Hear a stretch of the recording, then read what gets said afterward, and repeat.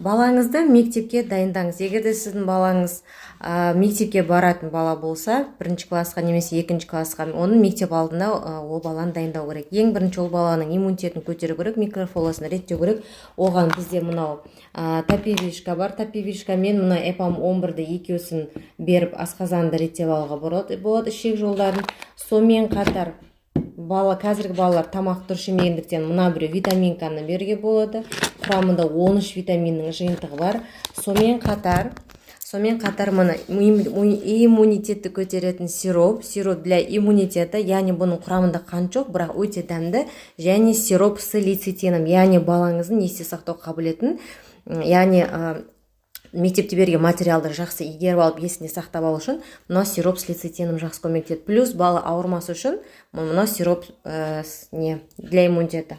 Осыларды берсеңіздер ол. Сонымен қатар D3, легендарный D3. Бұны негізі күннің сәулесінен алады, бірақ қазір күз уже басталып жатыр.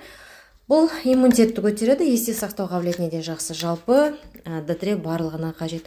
Бұл кішкентай посудада барлық отбасына негізінде жетеді, қазір көрсетем. Мынандай толық отбасымен ішуге қолдануға болады.